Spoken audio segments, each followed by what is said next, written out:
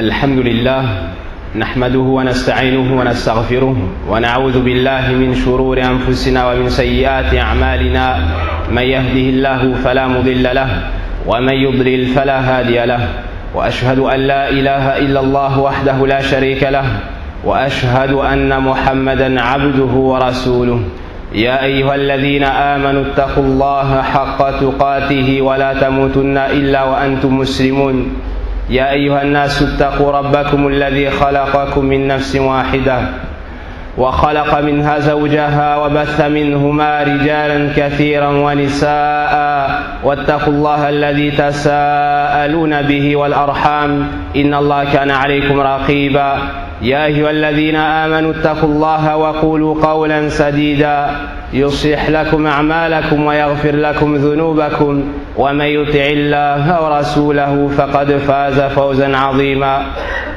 أما بعد، فإن أصدق الحديث كتاب الله تبارك وتعالى، وخير الهدي هدي محمد صلى الله عليه وسلم، وشر الأمور محدثاتها، وكل محدثة بدعة، وكل بدعة ضلالة، وكل ضلالة في النار. ثم أما بعد، أيها الناس، لقد كتب الله تبارك وتعالى الفناء على كل واحد منا، وتفرد بالبقاء والحياة الكاملة جل وعلا.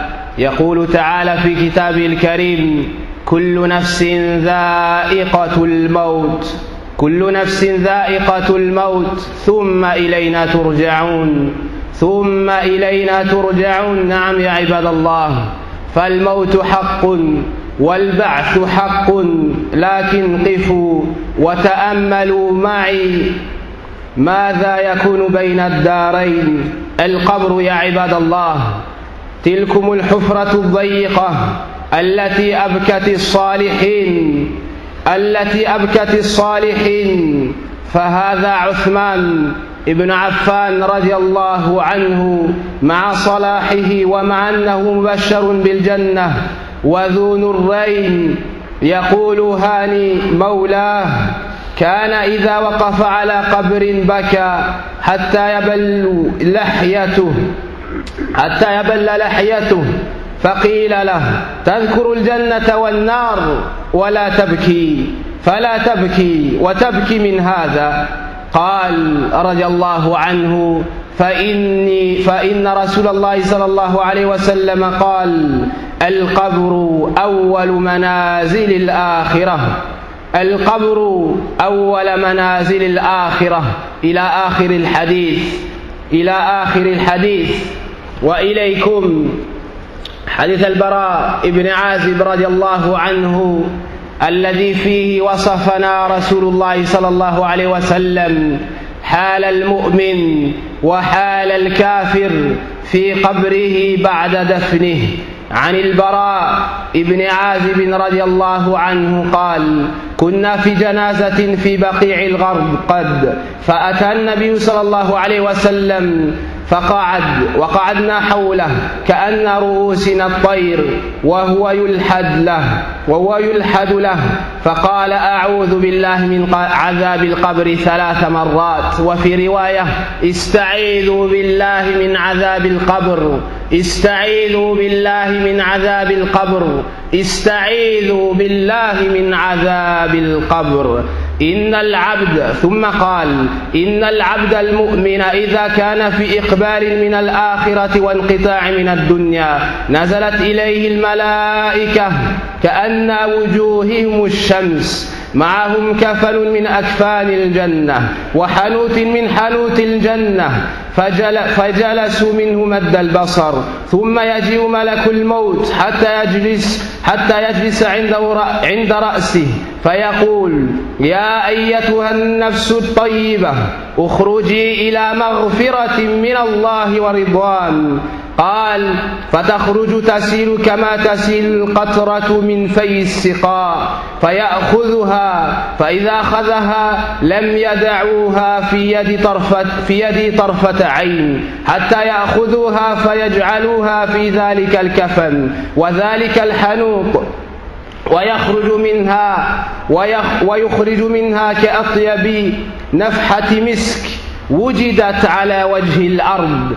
قال فيسعدون بها فلا يمرون بها، يعني على ملأ من الملائكة، إلا قالوا ما هذه الروح الطيبة، فيقولون فلان ابن فلان بأحسن أسمائه التي كانوا يسمون بها في الدنيا، حتى ينتهوا بها إلى السماء فيستفتحون له فيفتح له فيشيعه من كل سماء مقربوها إلى السماء التي تليها، حتى ينتهي بها إلى السماء التي فيها الله، فيقول الله عز وجل اكتبوا كتاب عبدي في عليين وأعيدوه إلى الأرض فإني منها خلقتها وفيها أعيدها ومنها أخرجهم تارة أخرى.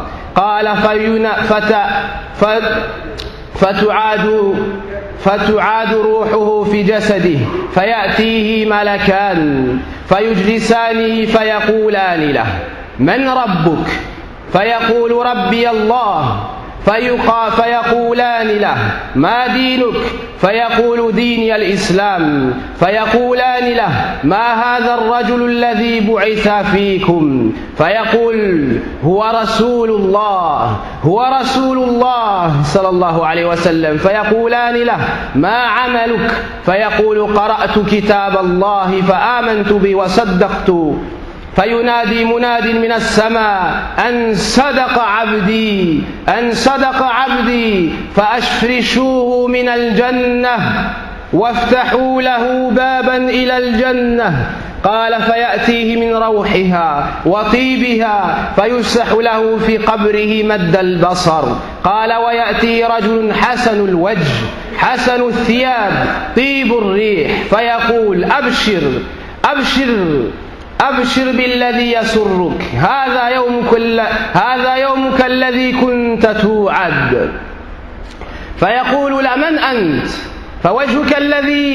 فوجهك الوجه الذي يجيء بالخير. فيقول أنا عملك الصالح. فيقول يا رب أقم الساعة حتى أرجع إلى أهلي ومالي. قال وإن العبد الكافر، وفي رواية وإن العبد الفاجر إذا كان في انقطاع من الدنيا وإقبال من الآخرة نزل إليه من السماء ملائكة سود الوجوه معهم المسوح فيجلسون منه مد البصر، ثم يجيء ملك الموت حتى يجلس عند رأسه فيقول أيتها النفس الخبيثة اخرجي إلى سخط من الله وغضب. قال فتتفرق في جسده وينتزعها كما ينتزع السفود من الصوف المبلول، فيأخذها وإذا أخذها لم يدعوها في يده طرفة عين حتى يجعلوها في تلك المسوح، ويخرج منها كأنتن ريح خبيثة وجدت على وجه الأرض، فيسعدون بها فلا يمرون بها على ملأ من الملائكة إلا قالوا ما هذا الروح الخبيث. فيقولون فلان ابن فلان بأقبح أسمائه التي كان يسمى بها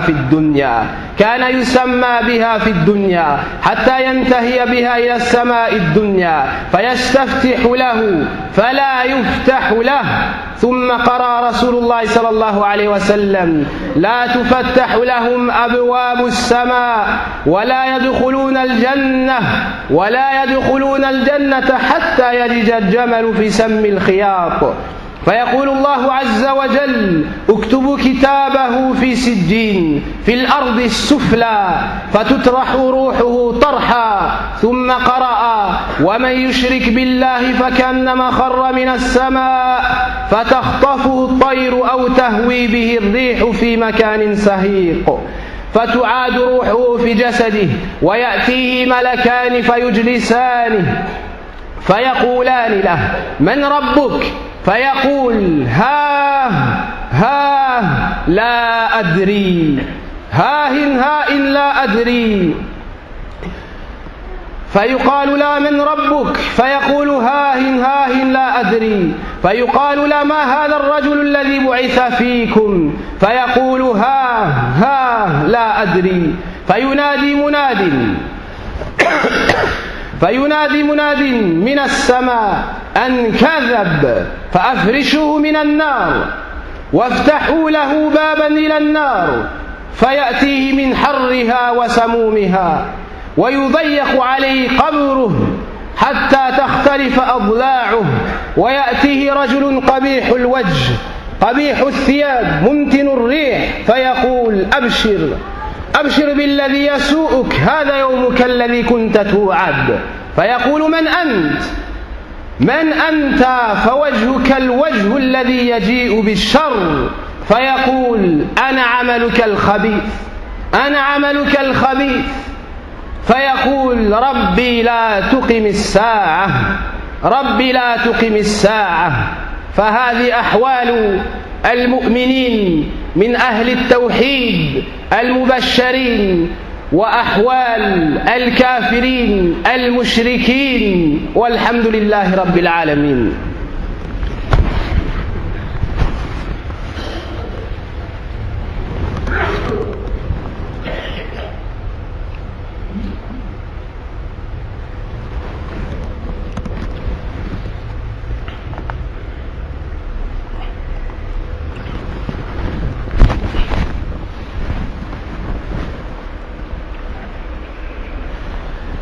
الحمد لله رب العالمين والعاقبة للمتقين ولا عدوان إلا على الظالمين وأشهد أن لا إله إلا الله وحده لا شريك له ولي الصالحين وبعد.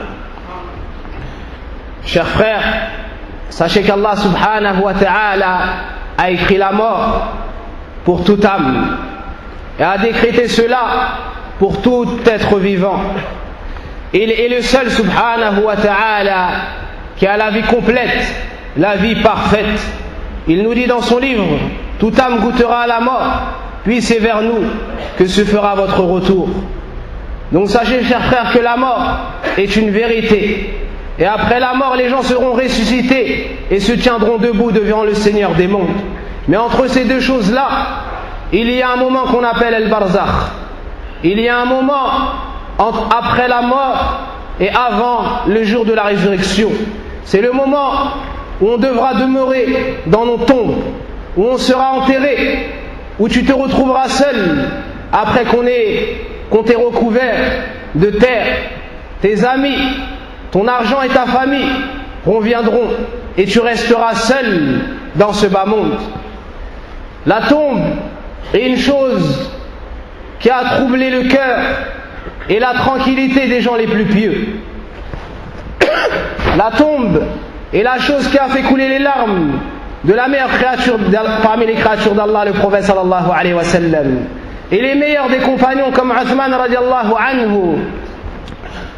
Son serviteur Hani nous dit, lorsque Uthman radiallahu anhu se tenait devant une tombe, il ne pouvait s'empêcher de pleurer, jusqu'à ce que ses larmes mouillait sa barbe.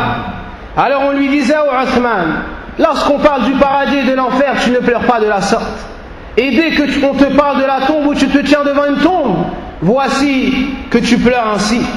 Alors Uthman radiallahu anhu a répondu, le messager d'Allah sallallahu alayhi wa sallam a dit, la tombe est la première étape de l'au-delà. La tombe est la première étape de l'au-delà. Celui qui réussit cette épreuve, tout le reste de son jugement sera plus simple. Et celui qui la rate, tout le reste ne sera que plus dur. Ensuite, il nous dit, le prophète sallallahu alayhi wa sallam a dit, je n'ai jamais vu une chose terrifiante sans que la tombe ne me fasse encore plus peur que cela. Le prophète sallallahu alayhi wa sallam nous informe que la chose qui l'a le plus terrifié était la vue de la tombe. Et dans un long hadith, le hadith de Al-Bara ibn Azib radiallahu anhu, alors que le prophète sallallahu alayhi wa sallam était avec les compagnons et ils sont partis au Baqi', au cimetière qui est à Médine, pour enterrer une personne. Le prophète sallallahu alayhi wa sallam est arrivé et la tombe n'était pas encore creusée. Il s'est assis et nous nous assîmes autour de lui. C'est comme s'il y avait des oiseaux sur nos têtes. C'est-à-dire ils étaient sereins, tranquilles, et ils écoutaient avec la plus grande attention. Avec un bâton dans sa main, le prophète sallam grattait la terre. Il leva alors la tête et dit: demandez protection à Allah contre le châtiment de la tombe. Demandez protection à Allah contre le châtiment de la tombe.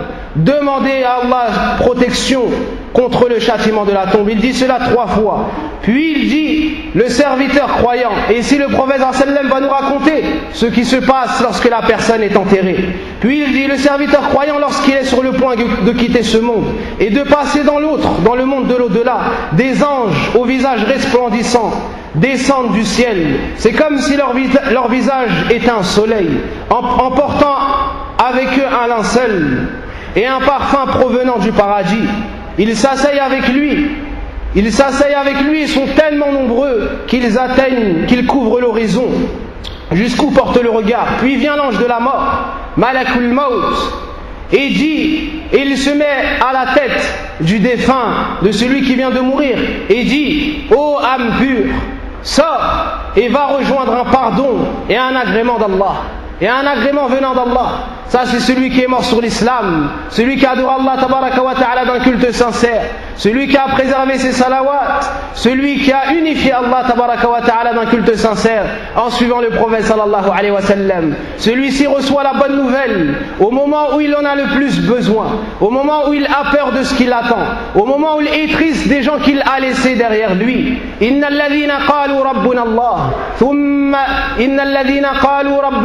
ثم استقاموا تتنزل عليهم الملائكة ألا تخافوا ولا تحزنوا وأبشروا بالجنة التي كنتم توعدون نحن أولياؤكم في الحياة الدنيا وفي الآخرة ولكم فيها ما تشتهي أنفسكم ولكم فيها ما تدعون نزلا من غفور رحيم. Et ici le prophète sallallahu alayhi wa sallam continue et nous dit: ensuite, lorsque l'ange de la mort lui dit ces paroles-là, son âme s'écoule et sort comme la goutte d'eau sort de l'outre.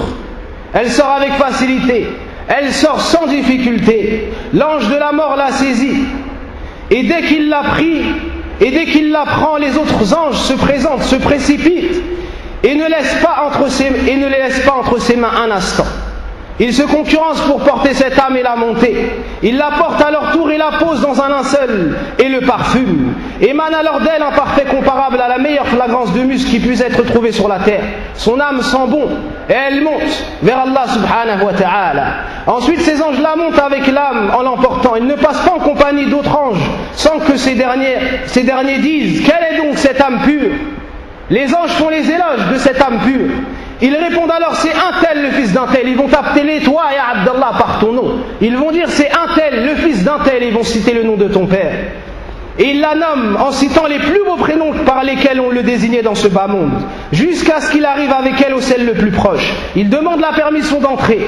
Ils demandent aux anges donc des cieux la permission d'entrer, car les anges sont gardés. Ils demandent la permission d'entrer, celle-ci leur est accordée. L'accueille alors ceux qui vont la conduire au ciel suivant. À chaque ciel, des anges prennent cette âme.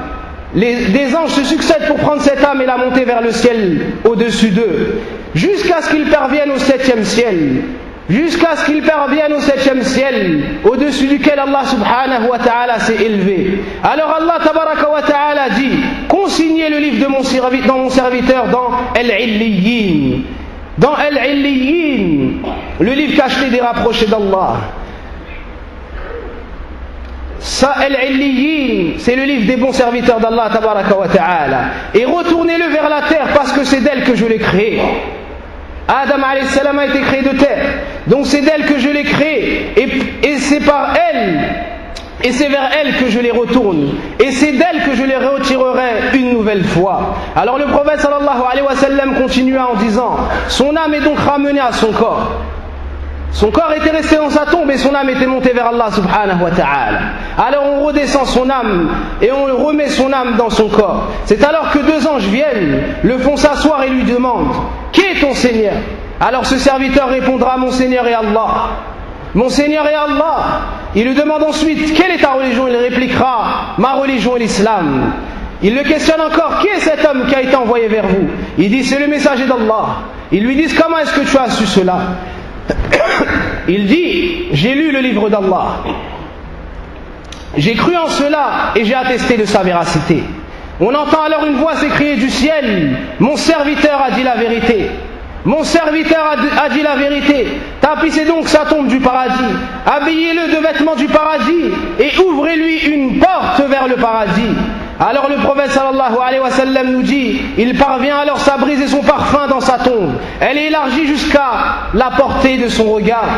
Il ajouta, un homme au beau visage, bien habillé, vient et parfumé, vient dans sa tombe et lui dit, réjouis-toi, accepte la bonne nouvelle qui va te réjouir. Voici le jour qui t'avait été promis. Le défunt dit alors, qui es-tu? Ton visage est le visage de celui qui apporte la bonne nouvelle. Alors cette personne-là, qui est représentée sous la forme d'un jeune homme, avec les plus beaux traits, ayant une bonne odeur, lui dit, je suis tes bonnes actions. Allah va matérialiser les bonnes actions du serviteur et va les transformer en un homme pieux, en un homme plutôt beau. Et cet homme-là dira donc, je suis tes bonnes œuvres, je suis tes bonnes œuvres. Alors le mort va dire, Ya Allah, fais sonner l'heure. Ya Allah, fais que ce soit la fin du monde, afin que je puisse retourner à ma famille, afin que je puisse retourner auprès des miens, auprès de ma famille. Pourquoi cela? Car il aura reçu la bonne nouvelle. Alors il va espérer que ce soit le jour du jugement dernier, car il sait qu'il a réussi. Ça, c'est l'état de celui qui adore Allah subhanahu wa ta'ala d'un culte sincère. Ça, c'est l'état de celui qui a embrassé l'islam et qui est resté fermement accroché dans cette religion-là. Ensuite, le prophète sallallahu alayhi wa sallam, tout comme il nous a encouragé au bien, tout comme il nous a expliqué la bonne destination de celui qui est mort sur Tawhid, il nous explique aussi son contraire. Car l'islam nous démontre le bien et nous met aussi en garde contre le mal.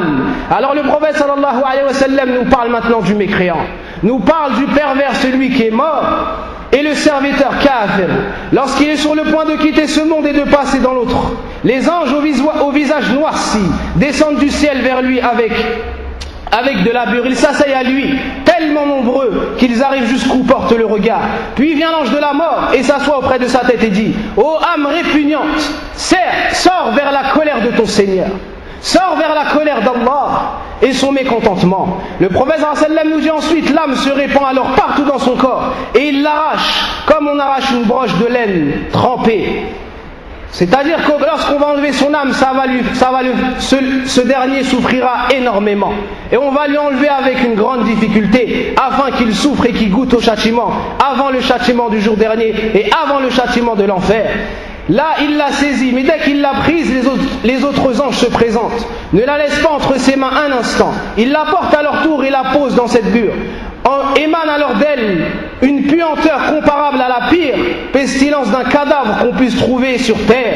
Son âme va sentir énormément mauvais. Ensuite, il monte et l'emporte. Il ne passe pas en compagnie d'un autre groupe d'anges sans qu'ils diront, quelle est donc cette âme répugnante? Quelle est donc cette âme répugnante? Ils répondent alors, c'est un tel le fils d'un tel. C'est un tel le fils d'un tel. Et il la nomme en citant les pires prénoms par lesquels on le nommait dans ce bas monde-là. Jusqu'à ce qu'ils arrivent au ciel le plus proche. Au premier ciel, celui qu'on voit au-dessus de notre tête. Ils demandent la permission d'entrer. Et celle-ci leur est refusée. On ne va pas leur ouvrir le premier ciel. Contrairement aux croyants qui va monter jusqu'au 7e ciel. Ensuite, le prophète sallam récita le passage du Coran où Allah nous dit, les portes du ciel ne seront pas ouvertes, et ils n'entreront pas au paradis, tant que le chameau ne pourra pas pénétrer dans le chat de l'aiguille, dans l'endroit où on met le fil de l'aiguille. Allah subhanahu wa ta'ala dit, consignez son livre dans Sijjin. Et Sijjin, c'est un livre cacheté, le livre de ceux qui ont désobéi à Allah subhanahu wa ta'ala. Mettez son livre et consignez-le dans la terre inférieure la plus profonde. Son âme est alors jetée. Du premier ciel, son âme est jetée et elle tombe vers le bas. Et elle tombe et s'écroule vers le bas. Alors le prophète sallam a resté le passage où Allah subhanahu wa ta'ala nous dit, et quiconque associe Allah, quiconque fait du shirk, c'est comme s'il tombait du haut du ciel et que les oiseaux le happaient. C'est comme s'il tombait du haut du ciel et que les oiseaux le happaient, ou que le vent le précipitait jeter dans un abîme très profond. Ça, c'est l'état des associateurs. C'est l'état de ceux qui ont adoré Allah et avec lui d'autres divinités. C'est l'état de ceux qui n'ont pas voulu apprendre le tawhid et le mettre en pratique, ni suivre le prophète sallallahu alayhi wa sallam. Na'udhu billah an yajma'ana Allahu ma'ahum. Son âme est donc ramenée à son corps. 2 anges viennent alors, le font s'asseoir et lui demandent: qui est ton Seigneur? Il répond: la adri, je ne sais pas. Il lui demande ensuite: quelle est ta religion? Il dit: je ne sais pas. Il a peur et dit: je ne sais pas. Il le questionne encore: qui est l'homme qui a été envoyé vers vous? Il répond la même chose et dit: je ne sais pas. Un appel est alors lancé du ciel qui dit: tu as menti, tu as menti, tapissez donc l'enfer pour lui et ouvrez-lui une porte vers le feu. Lui parviennent alors les effets de sa chaleur dans sa tombe, les effets de la chaleur de l'enfer et de son vent brûlant. Sa tombe se rétrécit. Sa tombe se rétrécit sur lui au point où ses côtes se retrouvent emboîtées. Sa tombe va tellement se rétrécir sur lui que ses côtes vont s'emboîter les unes dans les autres. Alors un homme au visage laid, mal vêtu, ayant une mauvaise odeur se présente à lui et lui dit: accepte la bonne nouvelle qui va te déplaire. Voici le jour qui t'avait été promis. Alors celui qui est mort dira: mais qui es-tu? Mais qui es-tu? Ton visage est celui qui vient avec le mal. Il lui répondra: je suis tes mauvaises actions. Je suis tes mauvaises actions. Voici la rétribution de ceux qui se sont détournés de la voie avec laquelle nous est venu le prophète sallallahu alayhi wa sallam, en commençant par l'insi d'Allah tabaraka wa ta'ala. Il lui dira donc: je suis tes œuvres malsaines. Alors le mort dira: ô mon Seigneur, ne fais pas survenir l'heure. Ô mon Seigneur, fais que ça ne soit pas la fin du monde. Voici comment cette personne qui s'est noyée dans ses péchés dans ce bas monde répondra. Voici la destination et la finalité de ceux qui ont désobéi à Allah subhanahu wa ta'ala et qui, lorsqu'on leur faisait le rappel, ne se rappelaient pas, et lorsqu'on les appelait aux bonnes actions, se détournaient, et lorsqu'on les appelait à unifier Allah subhanahu wa ta'ala d'un culte sincère, ils se gonflaient d'orgueil. Donc méditez sur cette étape-là et on va tous y passer. Toute âme goûtera la mort et toute âme sera questionnée dans sa tombe par ces 2 anges. Alors préparez les réponses. Alors préparez les réponses à ces questions dès maintenant. Et faites en sorte que ce jeune homme qui vienne et qui sera la matérialisation de vos actes soit un homme beau, avec une bonne odeur, et vous dise: je suis tes bonnes actions. نسأل الله سبحانه وتعالى أن يتوفنا مسلمين. اللهم أعز الإسلام والمسلمين وأذل الشرك والمشركين. اللهم صل على محمد وعلى آل محمد كما صليت على إبراهيم وعلى آل إبراهيم إنك حميد مجيد. اللهم بارك على محمد وعلى آل محمد كما باركت على إبراهيم وعلى إبراهيم إنك حميد مجيد. اللهم ارحمنا اللهم ارحمنا اللهم ارحمنا على الأرض وارحمنا إذا سرنا تحت الأرض. اللهم ارحمنا إذا سرنا تحت الأرض. اللهم ارحم موتانا وموتى المسلمين. اللهم اشفنا واشف مرضانا ومرضى المسلمين. اللهم أعز الإسلام والمسلمين. اللهم انصر إخواننا في سوريا. اللهم انصر إخواننا في سوريا. اللهم انصر إخواننا في سوريا يا عزيز يا رحيم. والحمد لله رب العالمين.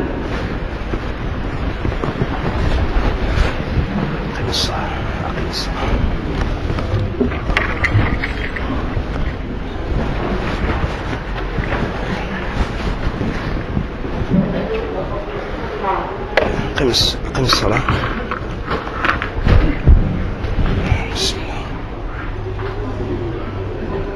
الله أكبر الله أكبر. أشهد أن لا إله إلا الله وأشهد أن محمدا رسول الله.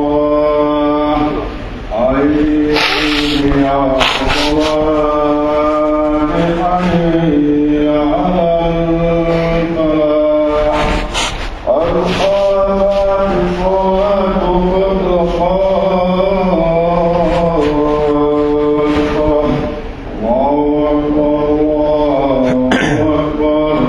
لا إله إلا الله. استووا تراسوا هادوا بين المناكب والأقدام وسدوا الخلل تموا الصف الأول فالأول وما كان من نقص فليكن في الصف الأخير تراسوا. Remplissez les rangs, resserrez les rangs.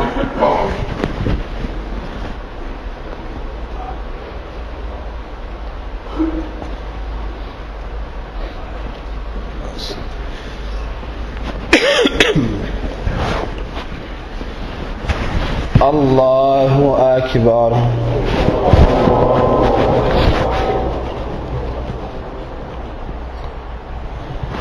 الحمد لله رب العالمين الرحمن الرحيم مالك يوم الدين إياك نعبد وإياك نستعين اهدنا الصراط المستقيم صراط الذين أنعمت عليهم غير المغضوب عليهم ولا الضالين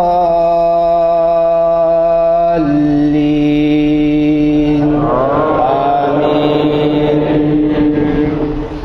سبح اسم ربك الأعلى الذي خلق فسوى والذي قدر فهدى والذي أخرج المرعى فاجعله غثاء أحوى سنقرئك فلا تنسى إلا ما شاء الله إنه يعلم الجهر وما يخفى ونيسرك لليسرى فذكر إن نفعت الذكرى سيذكر من يخشى ويتجنبها الأشقى الذي يصلى النار الكبرى ثم لا يموت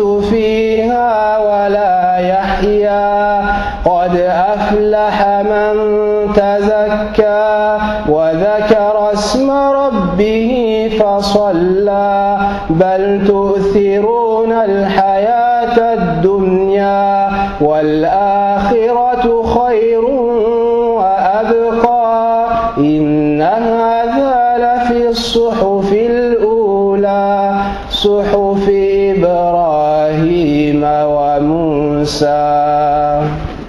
الله أكبر.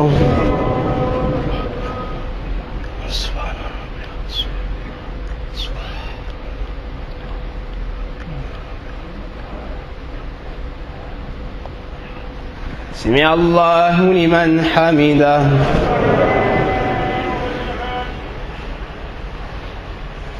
الله أكبر.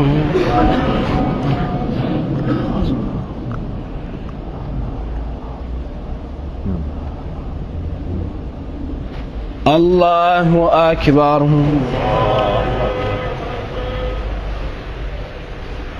الله أكبر.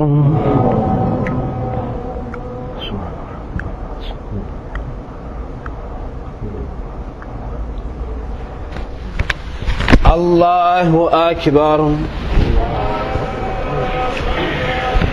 الحمد لله رب العالمين الرحمن الرحيم مالك يوم الدين إياك نعبد وإياك نستعين اهدنا الصراط المستقيم صراط الذين أنعمت عليهم غير المغضوب عليهم ولا الضالين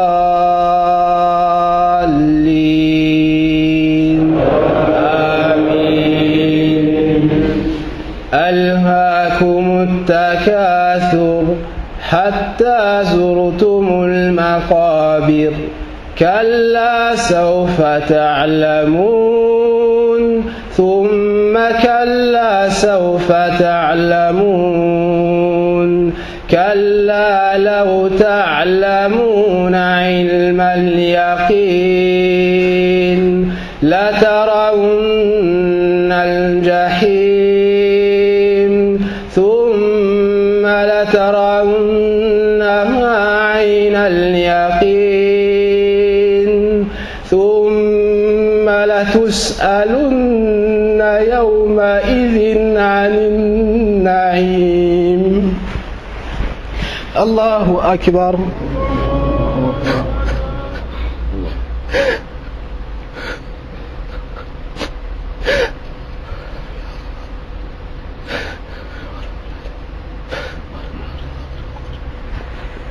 سمع الله لمن حمده.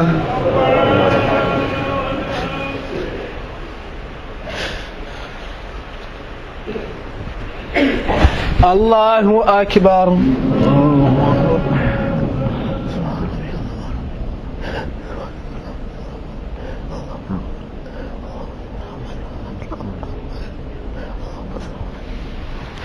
الله أكبر.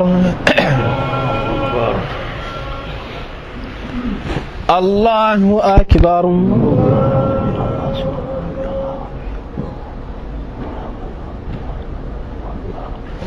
الله أكبر.